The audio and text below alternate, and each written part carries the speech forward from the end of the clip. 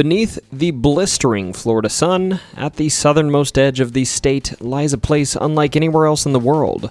A vast, watery wilderness known as the Everglades. Spanning 1.5 million acres of marshy swampland, it's about half the size of Connecticut, yet much of it is flooded beneath a deceptively shallow foot of water. The Everglades is not just a national park or an ecosystem, it's a dark place, alive with secrets, a place where the line between the natural and the supernatural dissolves into mist and shadow. Come with me, and let's explore this dark place.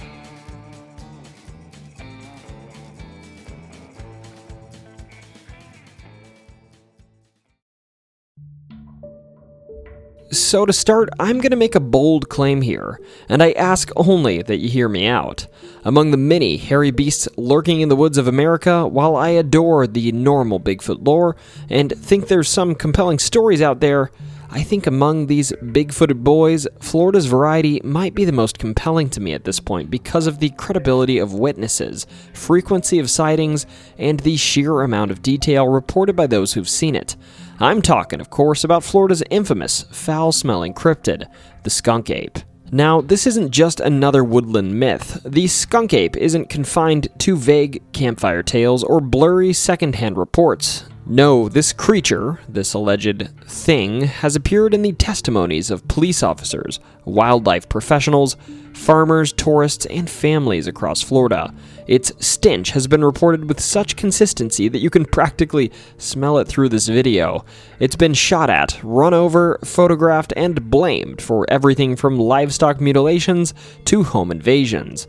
This isn't just folklore, it's a saga. So let's dive deep, because once you start down the skunk ape's trail, you realize something. I don't say this for many folklore creatures, but there might actually be something here. Descriptions of the skunk ape vary slightly from witness to witness, but the fundamentals remain startlingly consistent. The skunk ape is a bipedal ape-like creature, thought to be a distant cousin of Bigfoot. Unlike its larger Pacific Northwest counterpart, the skunk ape typically stands between 5 and 7 feet tall, covered in black or reddish-black fur, with piercing red eyes that glow in the night. Let's pause for a second there. Those red eyes, that's not normal for primates. Unlike deer, raccoons, or alligators, primates lack a tapetum lucidum. Hopefully I'm not pronouncing that wrong, but that's the reflective layer in the eye that causes eye shine in the dark. So why, then, do so many report glowing eyes? And then there's the smell. Oh, that smell. Nearly every account mentions the odor, a gut-churning, eye-watering stench described as a mix of sulfur, wet dog, and rotting garbage. A smell so strong it supposedly lingers long after the creature has fled, and of course is its namesake. This is no fleeting whiff of something carried on the wind. It's an olfactory onslaught. It's the kind of stink that seeps into your clothing and memory forever. Though popular modern awareness of the skunk ape began in the 1960s and 70s, the creature's roots go back much further. One of the earliest records, honestly actually probably the earliest record of a similar creature, appears in 1818 in what is now Apalachicola, Florida. In this episode, a local newspaper reported a man-sized monkey raiding food stores and stalking fishermen. This isn't some vague reference to a hairy man. This is specific, detailed, and echoes through history. Some sources, it's worth noting, tie the skunk ape to Seminole folklore, allegedly calling the monster the Esti Kapkaki, which directly translates to furry tall man in English. However, these claims are difficult to verify, with most sources lacking authentic indigenous stewardship. Still, the name lingers in the air, another whisper in the reeds. Now, as for El Skunko's modern-day activity, the 20th century brought a surge of sightings. This all started in 1929 when witnesses at the Perky Bat Tower in the Florida Keys saw an ape-like beast drawn to the bats housed there. It reportedly shook the tower violently, perhaps in hunger or perhaps in anger, and then vanished into the darkness and the surrounding woods. In 1942, a man driving through Suwannee County was reportedly attacked by a creature that burst from the underbrush and grabbed onto his vehicle. It pounded on the doors, then slipped away as quickly as as it had appeared. By the 1960s and 70s, sightings became downright frequent. In 1963, a rural family in Alachua County reported nightly visits from this ape-like creature. Now, one of the most harrowing events during the 1960s and 70s saga occurred in Palm Beach County, where deputies Marvin Lewis and Ernie Milner were stalked by a skunk ape through a grove. They actually fired their weapons at it, believing they might have hit the creature, and they later found hair samples and flattened barbed wire. Clear signs that something large, had barreled through. Lewis, even as late as 1997, maintained his belief in the creature. These weren't drunk fishermen or conspiracy theorists. These were trained officers, still haunted by what they saw. Then, the early 70s brought perhaps the most intense burst of sightings. Between 1971 and 1975, Broward County residents claimed a 5'7" ape-like being with reddish-black fur was breaking into homes, stealing food, and killing livestock. One law enforcement officer even reported hitting it with his car. This witness, Richard Lee Smith, said he struck what he thought was a man in a fur coat, until the creature stood up in front of his car at 7 feet tall and charged at it. I find this pretty funny, but 2 hours later, a police officer saw what is thought to be the same creature limping along the road before fleeing into the swamp. I can't help but wonder if that officer didn't think he just saw a drunk Bigfoot. One farmer in June of 1974 also found his 110-pound hog ripped apart, a clear sign of strength beyond that of any native predator. And in September of this year, a creature was reported on a construction site, again shot at and again vanished. In 1977, the phenomenon had gained such traction that the Florida state legislature considered a bill to make it illegal to capture or harm humanoid creatures. Clearly, this particular act was a joke, but I personally love when the government even informally acknowledges a cryptid. Seriously, this tells you how pervasive the folklore is. Let me repeat though, they tried to write protective laws for something they couldn't even confirm existed. Going into modern day, the 90s and 2000s were no less active.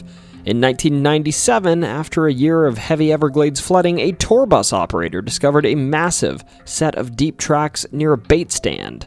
That same year, Vince Dorr, fire chief of Ochopee, captured one of the most infamous skunk ape photographs. He thought it was a bear until he saw it walking upright and steady, like no bear does. That image triggered 50-plus reports in Big Cypress National Preserve, a hotspot of skunk ape activity. Then came 2000, in what is likely the most notorious skunk ape sighting that resulted in the Myakka skunk ape photos.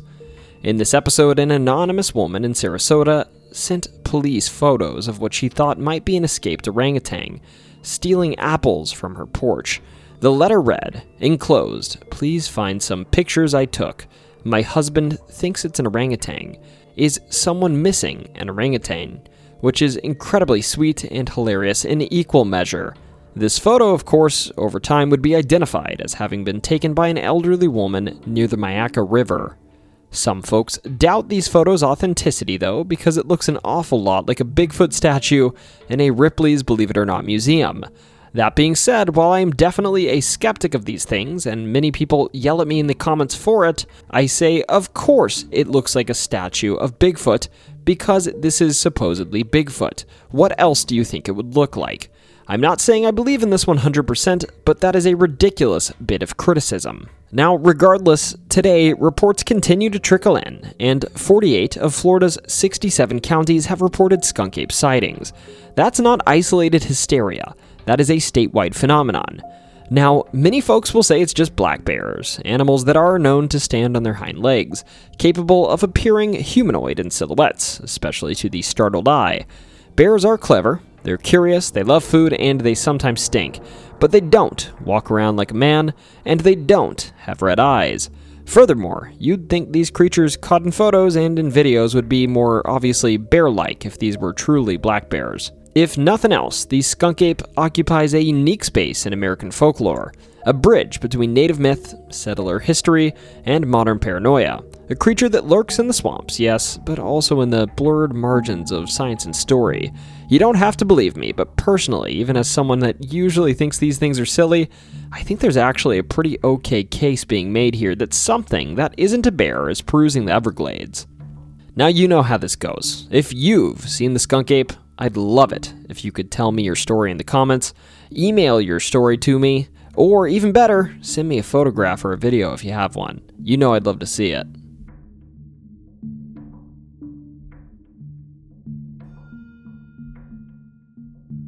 Now look, I know folks often talk about gators, or perhaps last year's Florida State football team as being the scariest things in Florida. But the truth is, the scariest thing to ever crawl out of the muck wasn't a gator. It was actually, at least in my opinion, a man named Edgar J. Watson. If the Everglades had a boogeyman, it wasn't some stinky wolf, or maybe the skunk ape, it was probably this guy. No claws, no fangs, just a shotgun and a bad attitude and zero regard for human life. Now, Edgar Watson was born in 1855 in Ridge Springs, South Carolina. He was the son of a Civil War veteran named Elijah Watson, who, according to most accounts, was an absolute bastard of a man, abusive, cruel, and feared in his own household. Edgar's mother eventually took her kids and ran to Fort White, Florida to escape Elijah's violence. But unfortunately, what she escaped in her husband, she couldn't erase from her son. Ed didn't just carry his father's temper, he magnified it. By some accounts, Edgar was already killing by the age of 9. There's a story that young Ed, while working on a farm, planted peas incorrectly, and fearing his father's wrath if word got back to him, Ed supposedly murdered the farmer just to keep him quiet. I think it goes without saying, but that's not something a normal 9-year-old usually does. Some say this is why the family really fled to South Carolina too. Not just because of Elijah, but because little Ed had already drawn blood and they needed to get out of there before a warrant could be served. Now, the first confirmed kill came later. Ed apparently got into a public argument with none other than his cousin. Things escalated, and Ed, always the charmer, threw the man to the ground and kicked him in the head until he passed on. That earned Ed his first warrant, and he skipped town fast, heading west to Oklahoma. Now, Oklahoma is where this story starts to read a little bit like a Coen Brothers movie. See, Ed found his way to the property of none other than Belle Starr, the so-called Bandit Queen. Belle was an outlaw herself, worthy of her own video, but after a stint in prison for horse theft, she wasn't allowed to associate with other criminals. So when she caught wind that Ed was a wanted man, she kicked him off her land. That, of course, didn't sit well with Ed. He didn't like being told no, and he really didn't like a woman who thought they were smarter than him, because they were smarter than him, honestly. So what did he do? He waited, and in 1889, Belle Starr was gunned down in the back with a shotgun near her cabin in Briarwood, Oklahoma. Guess who the prime suspect was? Ed Watson. He was captured and tried for the murder, but because Belle had a rap sheet of her own, and not many fans in law enforcement, Ed skated by without a conviction. At least these are the reasons most think he was able to evade the law here. But he didn't stop there. He was a suspect in several other murders across Oklahoma and Arkansas. People disappeared around him the way food disappears in front of a hungry dog. Eventually, he found himself back in Florida in 1891, despite the active warrants hanging over his head like a storm cloud. Once back home, Ed didn't exactly keep a low profile. He was quickly accused of killing a man in Arcadia, Florida.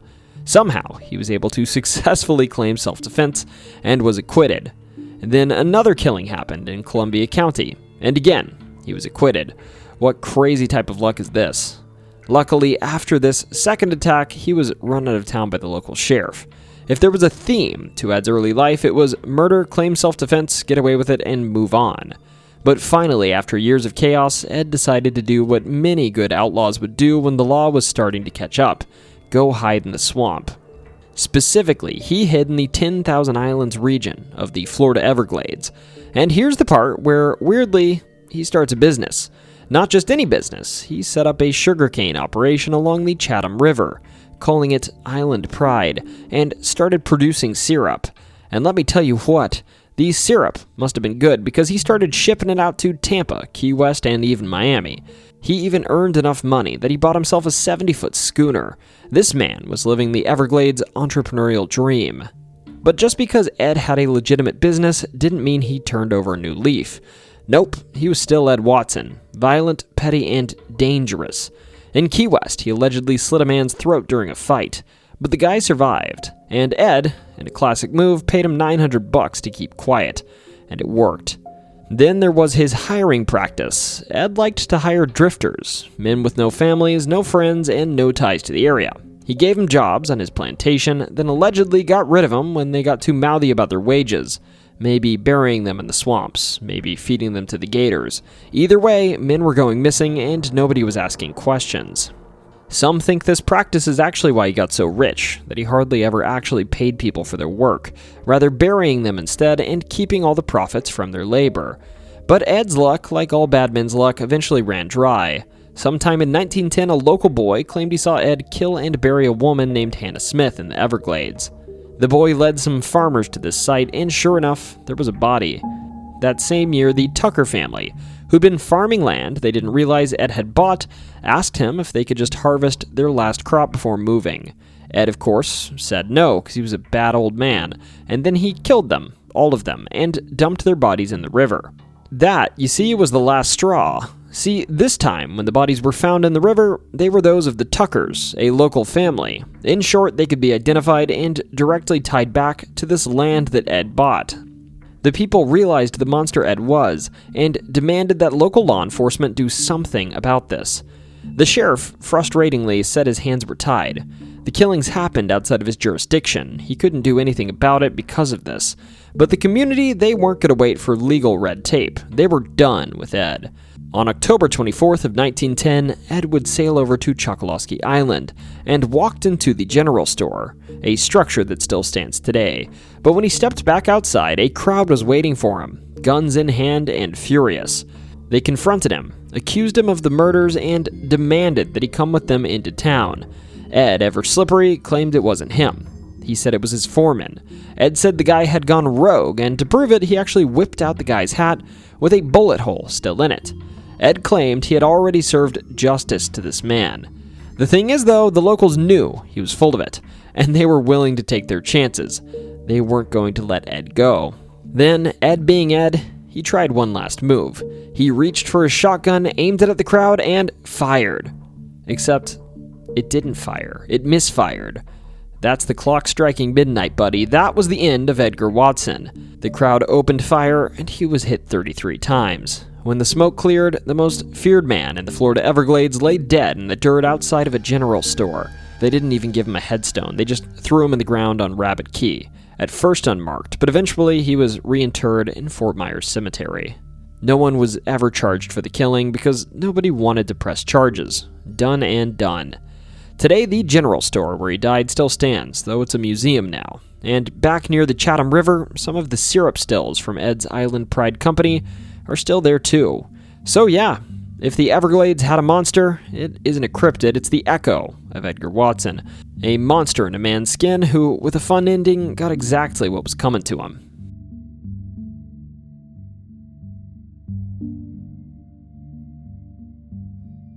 You'd think Florida has enough going on with wildlife, with the gators and all, and also the hurricanes, and then that guy who tried to rob a Wendy's with an alligator. But no, deep in the swamps of the Everglades, Seminole folklore warns of something even weirder, the Stikini. Now, if you've followed our stories from Oklahoma or Texas, this might sound familiar. Owl witches, owl men, perhaps Mothman's slightly less interdimensional cousin. Same general family tree, though. But in the Florida edition, things get messier and more digestive, and apparently this creature is particularly common in the Everglades.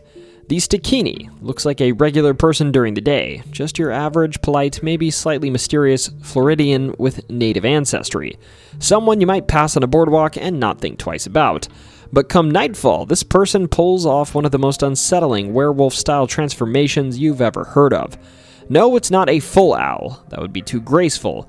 Instead, the Stikini becomes a grotesque hybrid, a feathered nightmare stuck somewhere between owl and man, in the most taxidermy gone wrong way imaginable. And how does this transformation begin? Well, I'm glad you asked. See, they vomit up their soul, and also their organs. That's right, at dusk, somewhere in the quiet corner of the swamp, someone is just leaning over a log, barfing up intestines like it's their first college party. These essential body bits are then carefully hung from a tree, because apparently a soul and gut check is needed before you go full predator mode. This also means that theoretically, if you're hiking in the Florida Everglades at night and you see some suspicious entrails dangling from the branches like the world's worst Christmas ornaments, you might want to turn around and do it fast. And don't listen for the birds. If you hear a scream, not a hoot, that's even worse. According to the legends, the scream of the Stikini is a death sentence, a banshee meets raptors kind of vibe. That's when the creature is hunting hearts. And yes, I said hearts. The Stikini is not out here nibbling on toes or eating your arms or anything. It goes straight for the ticker, and once it's done tearing out a victim's heart, it'll slink back to its organs, put everything back where it belongs, and blend into society like it wasn't just face deep in someone's chest cavity. Stikini witches are also said to be secretive, soft-spoken, and kind, like your shy neighbor who brings banana bread to potlucks. But if that banana bread is suspiciously red, maybe ask some follow-up questions.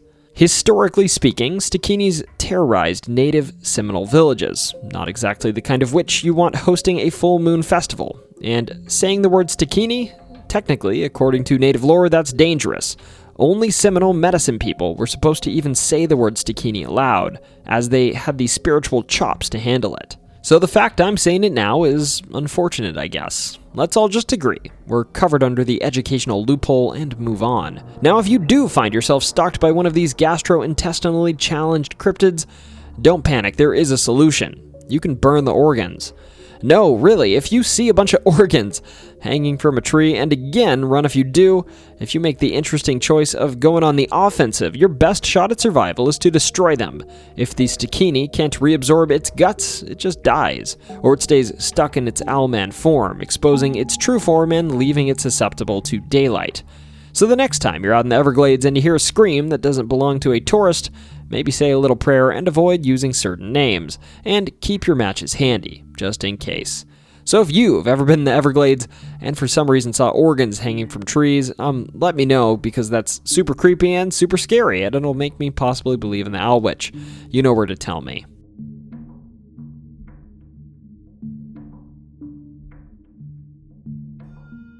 So we've just finished talking about a terrifying owl-human hybrid that vomits up its own organs. Great, let's lower the bar a bit, or try to. Meet Long Ears, another entry into the Seminole Nightmare catalog. While not quite as theatrical as the Stikini, Long Ears is still deeply unpleasant in its own right. Less shapeshifter, more biohazard on legs. This creature originally haunted the Florida Everglades, but thanks to the US government's thoughtful policy of forced relocation, the Seminole people and their folklore are now also associated with the Rocky Hills of Oklahoma. So congrats to Oklahoma for picking up another mysterious swamp monster. Good for them. But let's talk about anatomy. Long Ears is about the size of a donkey. Not exactly towering, but not something you'd want sniffing around your campsite either. It looks mostly like a gray wolf, if the wolf had made some questionable choices at a petting zoo.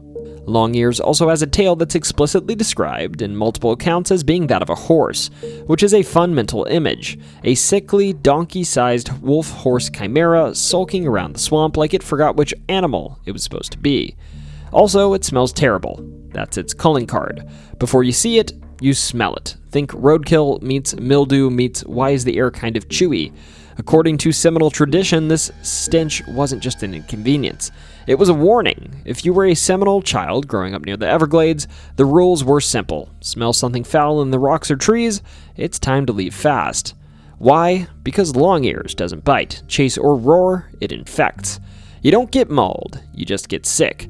And I don't mean a mild headache the next day sick. I mean possibly fatally ill sick. This thing is a walking outbreak, a creature that embodies disease itself. Contact with Long Ears could leave you with anything from the sniffles to something considerably worse. It's like a plague doctor that never washes its hands. Even today, local non-native Floridians occasionally refer to the creature as the Stinky Wolf, which honestly feels too gentle a nickname for something that might leave you bedridden after a surprise encounter. But Long Ears isn't just a Florida problem. As I mentioned, like the Stikini, the Seminoles' unwanted transplant also brought this beast to Oklahoma, and at least there's a more modern rash of sightings of the creature. As the story goes, in 1951, a woman named Miss Lawrence Lobb saw something strange near her home in Oklahoma. She described it as somewhere between a wolf and a deer, not the most confidence-inspiring combo. Instead of fleeing, she threw a stick at it, which is a bold choice, but the creature just stood there and stared at her. You know, like it was deciding whether she was worth the germs. She eventually left, probably because the creature made it awkward, and she would, of course, recount this experience to her husband and neighbors, who also reported seeing strange tracks or similar creatures in the area, and they let her know that this strange beast was long ears. So either everyone was mildly ill and hallucinating, or something very real was out there sniffing around. Unlike Stikini, long ears doesn't seem to have a dramatic transformation or secret identity. It's just always a sickly gray beast with too many features from too many animals that lurks where no one wants it to be and makes everything just a little worse by existing. So if you're hiking in the Everglades, or I guess even the Oklahoma backwoods, even though this is the Everglades video, and you catch a whiff of something rancid, don't assume it's the usual swamp funk. Maybe steer clear of anything with 4 legs, a horsetail, and judgmental eyes. Oh, and definitely don't throw a stick at it. So if you've seen or smelled this horrible creature, you know where to tell me. This is a genuinely intriguing and very scary cryptid. You can't run away from germs, people. That freaks me out.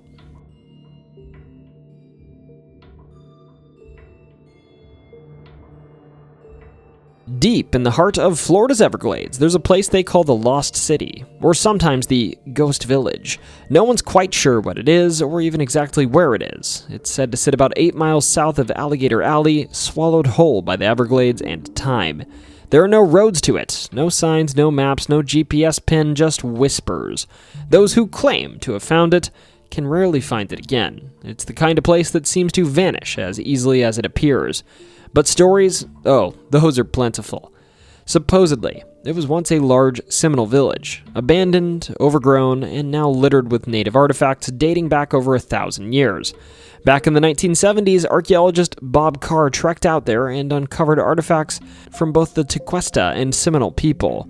He called it one of the most historically impressive sights he'd ever seen, and he wasn't the only one. Folklore also says Confederate soldiers holed up there during the Civil War, hiding with a stash of stolen Union gold, but they made the mistake of camping on sacred ground, and as the story goes, they were killed by Seminoles in revenge.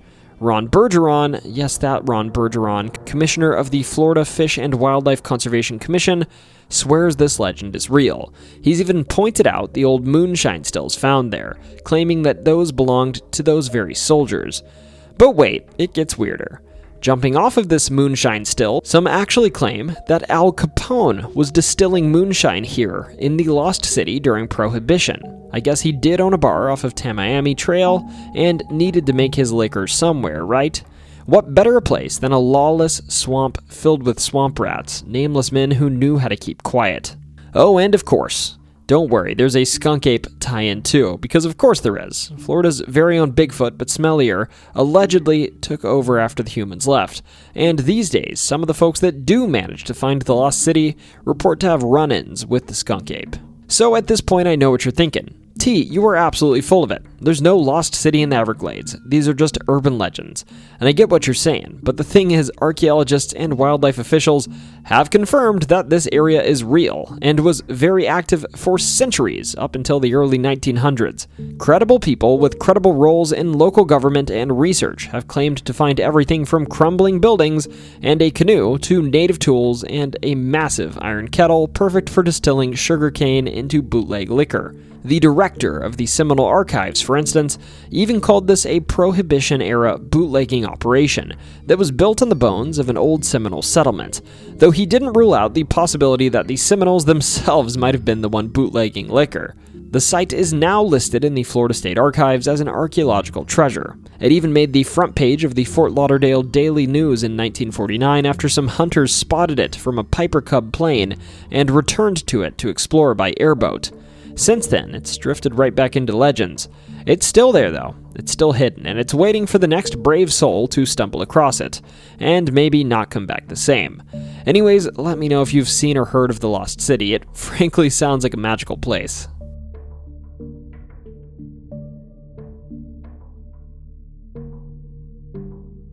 So you've heard of the Flying Dutchman, right? Well, Florida has its own version. only instead of sailing the high seas, this ghost ship is lost in the swamps of the Everglades. See, back in the 1700s, pirates roamed Florida's coastline like it was their own personal playground. One day, a merchant ship was sailing off of Cape Florida, just beyond what is now Miami, when it caught the attention of a pirate vessel looking to make a quick score. But the merchants weren't amateurs. They knew these waters well, and they fled into the narrow, winding channels of the Everglades, hoping the maze-like swamps could shake their pursuers. And it almost worked. Almost. Eventually, the pirates did catch up. They looted the ship, and in a final act of cruelty, they forced the entire merchant crew to walk the plank, including the captain's wife. Legend says that before she plunged into the swamp, though, she prayed to God to punish the pirates for what they'd done. And apparently someone or something listened. After that day, strange things began to happen. A curling line of white foam was said to appear out of nowhere across the still waters of the Everglades, lifting vessels into the air and dragging them deeper into the Everglades. The pirate ship was taken away in this manner, and vanished. Not sunk, vanished. And now, many say that the ship still sails the Everglades, with a rotting hull, tattered sails, and a skeletal crew doomed to wander the swamps for eternity. A floating phantom, a cursed reminder that's not allowed to leave. This story actually apparently made it into a 1901 article, and it's been part of the Everglades folklore ever since. Hunters, hikers, and even local tribes have passed down tales of this ghostly vessel. It appears without warning, silent, decaying, and its crew nothing but bones, but still gripping and rigging.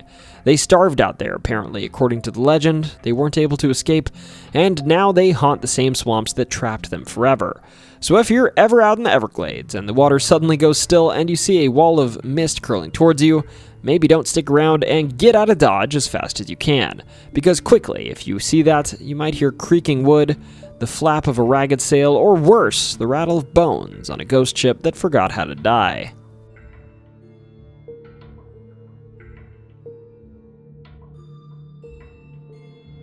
And now, we're going to talk about Flight 401. A story that, for the first half, isn't going to sound like a ghost story. But trust me, just listen and enjoy it. It is a ghost story, seriously, and a really, really great one at that. But before we get into the ghosts, we have to discuss the incident that created them. Flight 401 took place aboard aircraft 310, a L-1011 produced by Lockheed Martin and operated by Eastern Airlines. My impression is that this batch of aircraft were slightly problematic, with small issues here and there requiring abundant maintenance and troubleshooting. Nothing particularly serious, though. Despite this, Aircraft 310 was one of the better L-1011s, and also, for this night in question, on December 29th of 1972, it would have one of the better pilots around, too.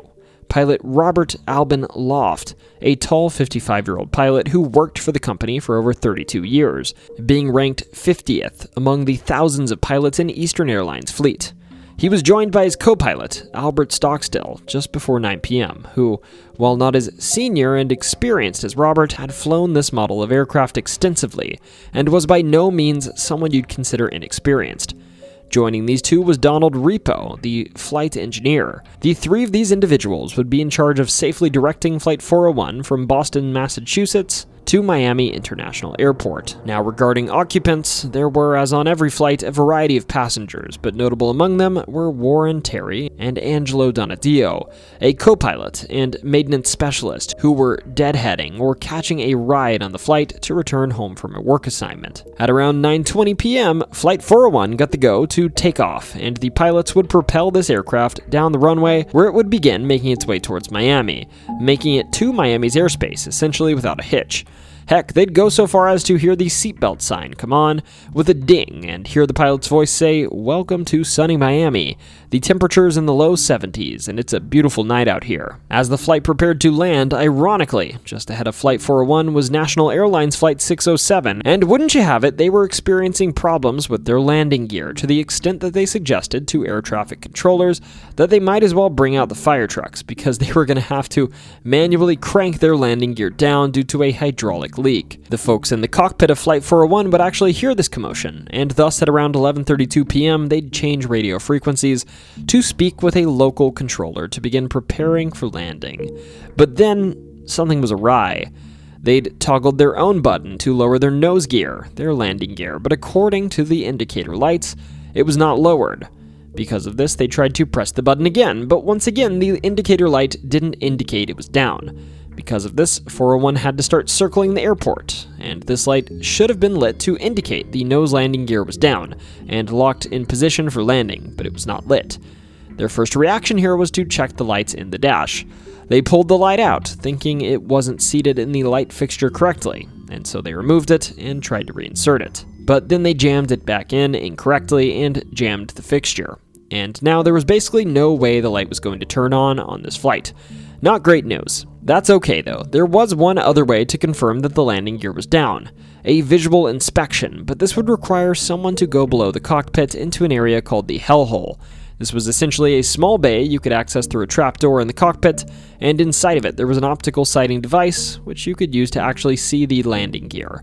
Now if you listen to the actual records from this airplane, this whole ordeal was causing a bit of laughter as this was going on, and the pilot said, "To hell with this, go down and see if it's lined up. That's all we care about. Don't blank around with that blanking 20-cent piece of light equipment." It's worth noting at this point, Flight 401 was directed to circle over the Everglades. They sent Repo down to the hellhole while they continued fiddling, and among this, Repo would go up and down from the hellhole a few times. Given the Everglades were about as dark as it gets in Florida, he couldn't tell if the landing gear was lined up or not, even shining a light.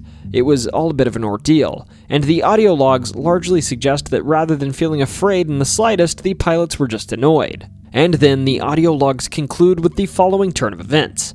The air traffic controller would say, "Eastern 401, turn left heading on 80, to which Loft would acknowledge 180. Then the co-pilot, Stockstill, would say, "We did something to the altitude," to which Loft would say, "What?"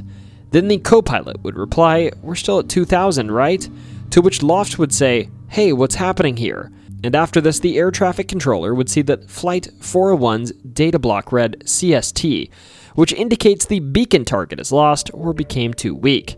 The controller would radio them a few times with no answer, only to be answered by radio silence. And very shortly after this, at 11:43 p.m., another aircraft in the area, National 611, would report a big explosion over the Everglades. Just northwest of Miami, Flight 401's pilots had nudged the steering ever so slightly, so it very, very slowly was descending while circling, and it was so dark they couldn't tell. They had crashed in the marshes while going over 200 miles per hour. Now, to some extent, they were lucky. The muddy, watery terrain meant this crash was much smoother than the typical crash, causing it to skid more than it typically would have. Despite this, the passengers were essentially ragdolled inside of the cabin, though luckily they were mostly buckled in. Not all survived, though. Many would be sitting aboard the plane one moment, and the next moment they'd find themselves on their hands and knees in the swamps of the Everglades in a foot of water, observing the flames around them. The first responders to this crash were Robert Marquis and a friend, who were out gigging frogs aboard Robert's airboat at the time.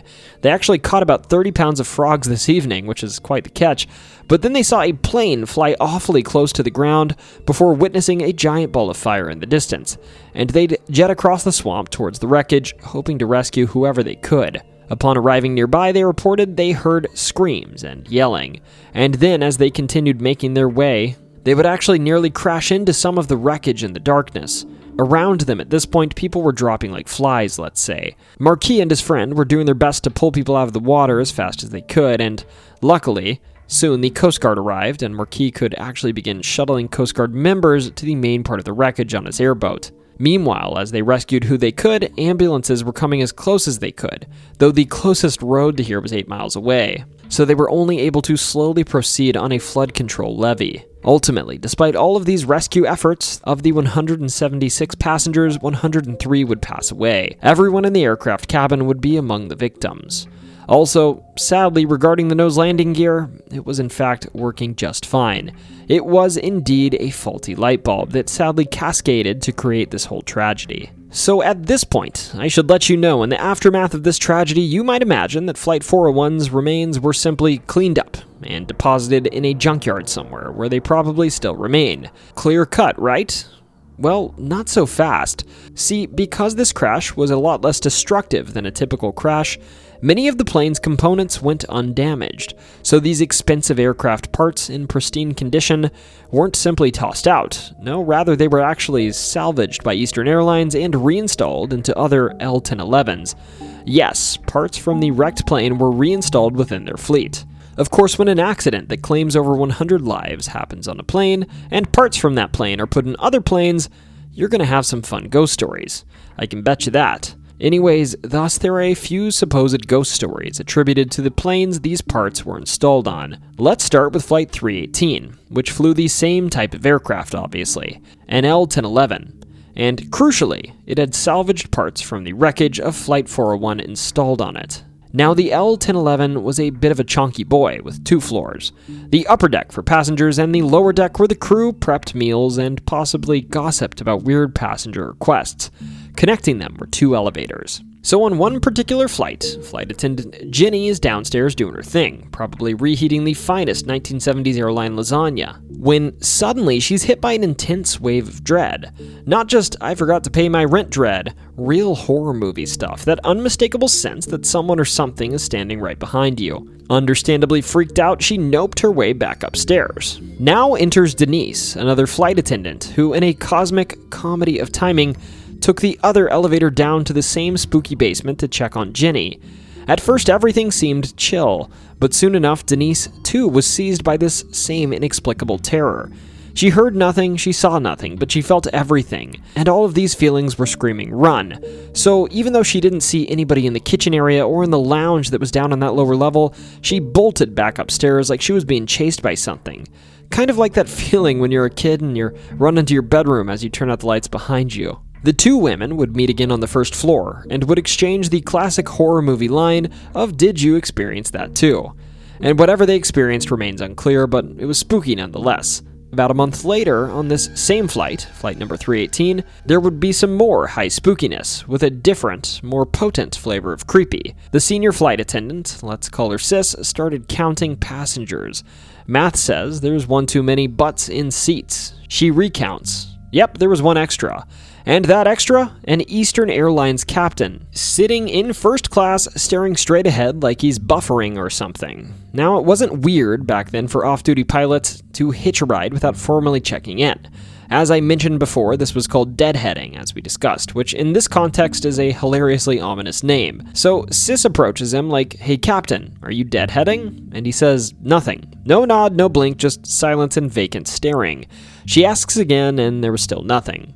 Another flight attendant sees this happening and also gets a bad case of the heebie-jeebies, so Sis, sensing something's off, goes to grab the actual captain of Flight 318. When they returned, of course, this ghostly captain was still sitting there. But when the real captain locked eyes on him, he recoiled like he was seeing a ghost, because he was. It was Bob Loft, the very dead captain of Flight 401, and a man he personally knew. And just like that, poof, Bob would fade away in front of the crew members and some passengers alike. They searched the plane. There was no sign of him. But the plane still took off because, I mean, can you honestly delay a flight for a ghost? I mean, anyways, they land in Miami, like nothing happened. Except for the very real WTF report that gets filed afterwards. Eastern Airlines responded by doing absolutely nothing, and by some accounts they would actually dispose of a report that was filed by these individuals that saw Bob Loft, making sure that it never again saw the light of day. I mean, to be fair here, as Eastern Airlines, what do you even do? Call the Ghostbusters? Perform an exorcism with items in the beverage cart?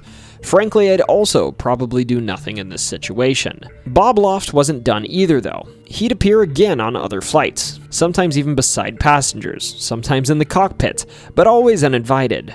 One time he actually popped up mid-flight next to a poor woman in her seat, and she would scream, as one does when a dead pilot appears beside you at 30,000 feet. Don Repo, who we mentioned wasn't about to miss the ghost tour either. He showed up to a catering crew working in the galley, presumably just loading stuff up, maybe Biscoff cookies. And in one eerie instance, he appeared in the hellhole, that delightful aviation term for the maintenance access area, after some mysterious banging noises were heard down inside of it. He also once appeared and pointed out a flaw in an engine on a plane before again disappearing. And in this instance, funny enough, there actually was an engine issue, so he was dead, but he was helpful. Thanks, Don. Luckily, by 1974, the ghost sightings stopped. All of them. Which just so happened to coincide with Eastern Airlines quietly removing all the salvaged parts from Flight 401 across their entire fleet. Officially, there was nothing wrong with those parts. They were perfectly functional. But unofficially, I mean, if ghosts kept showing up every time you took out a landing gear, you'd probably swap it out for something less haunted too. So, I ask of you, was this just grief-fueled imagination, maybe mass hysteria, or did Bob and Don really just want to clock a few more miles on those planes before moving on? Riddle me that, frequent flyers. Let me know, do you believe in the ghosts of Flight 401 too?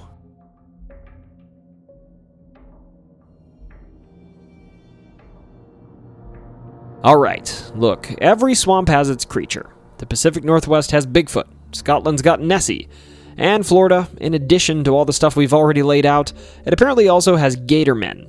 Yes, Gator Men. And before you roll your eyes, yes, it sounds like a rejected comic book villain, but there's always someone with like 3 PhDs and a medical degree who swears that these things are real, so let's just entertain this folklore. Witnesses apparently describe the Gator Men exactly how you'd expect. They're about 6 foot tall, covered in thick gator hide with claws, teeth, and glowing eyes. They're also bipedal. And they also have very human features in addition to their gator-like features like shoulders, elbows, knees, and abs. And as a matter of fact, they're kind of ripped. They have like a 6-pack. Honestly, they're kind of hot. The only thing kind of separating him from a regular gator is the fact that he could probably beat me in a CrossFit competition. The first reported sightings of these things, and I'm not kidding, there are actually some real ones, go back possibly as far as the 1700s, when settlers and even early Spanish explorers claimed to see a tall gator-like man emerging from the Everglades. Some wrote it off as a Native American wearing gator skin, because that's probably what it was, but others weren't so sure. And let's be honest, beyond that, there's not really a ton of deep folklore on this guy. Local tribes don't seem to have passed down the legend, and it doesn't have the mythological depth of Skunk Ape or the Ghost Ship, but the idea stuck. Then in 1973, though, things did get a little weird. See, not in the Everglades, but in New Jersey of all places, residents of the Newton-Lafayette region reported seeing a large humanoid alligator wandering in the woods, so apparently Gator Man took a summer vacation up north to get away from the heat, I guess. So even though modern sightings are few and far between, early European settlers in the Everglades swear they saw a figure walking through the swamps that was too tall, too upright, and too scaly to just be someone in a costume, at least according to them. That's how the legend started, and yeah, maybe it's a little silly, but this is the Everglades after all, so we'll give it a pass.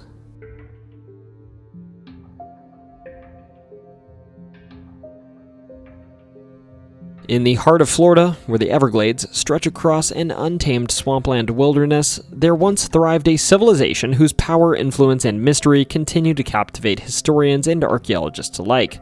The Calusa people, long thought to be a lost culture, ruled over much of southern Florida, their name echoing through time as a whisper of a vanished world.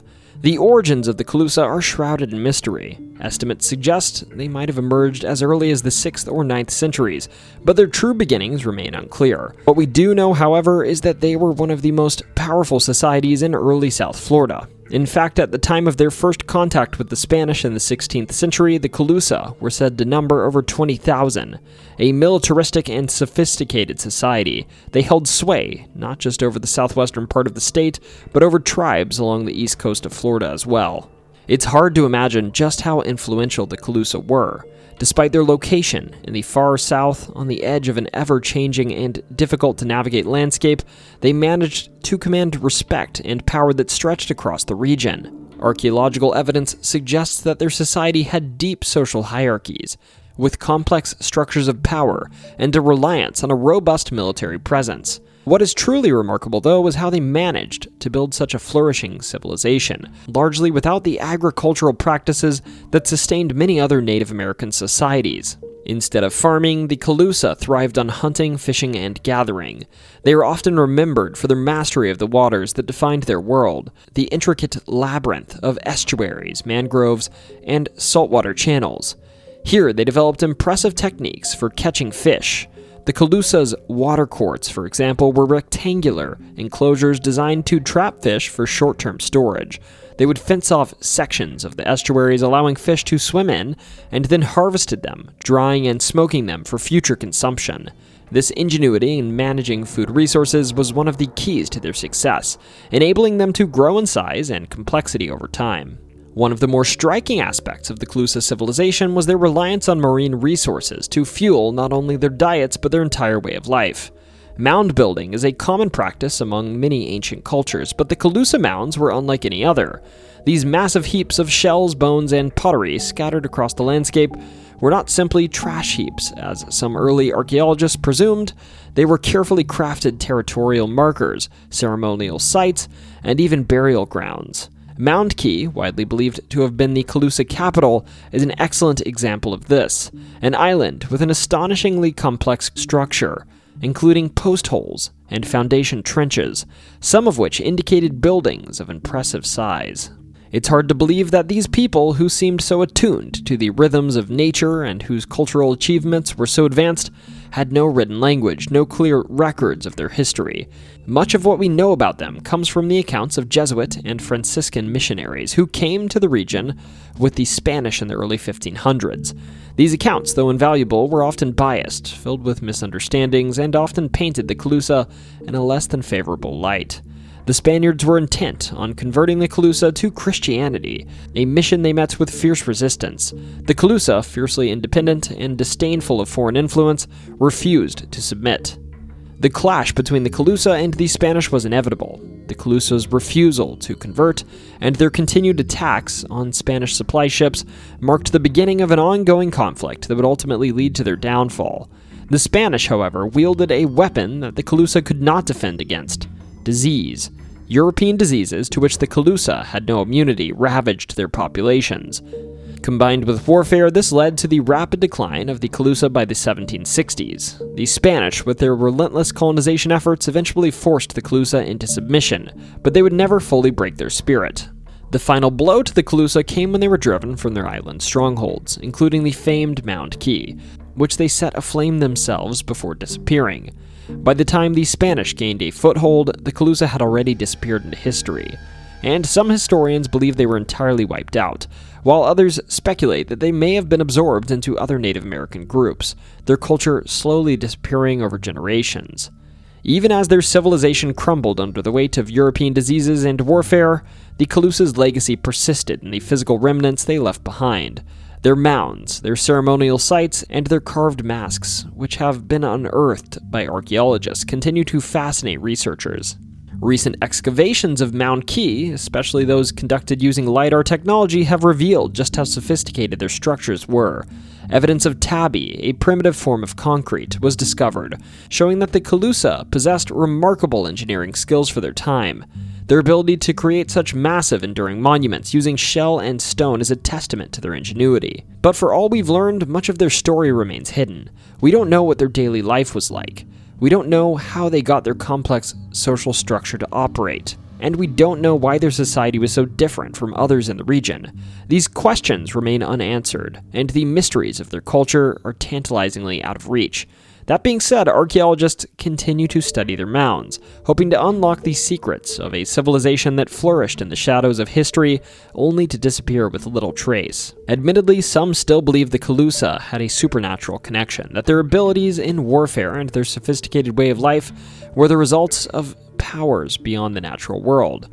Human sacrifice is often mentioned in relation to their rituals, but little evidence has often been found to substantiate these claims. Whether these rumors were mere superstition or part of a broader cultural truth remains unknown. The Calusa have become, in many ways, Florida's lost civilization, mysterious, powerful, and ultimately vanishing before we could fully understand them. Their disappearance has fueled speculation, and many still search for the lost threads of their culture, wondering what might have been had their world not been so violently upended by European contact. Their mounds, their tools, and the fragments of their society lie scattered across the Everglades, silently reminding us that we may never fully know the story of the Calusa, only the echoes they left behind.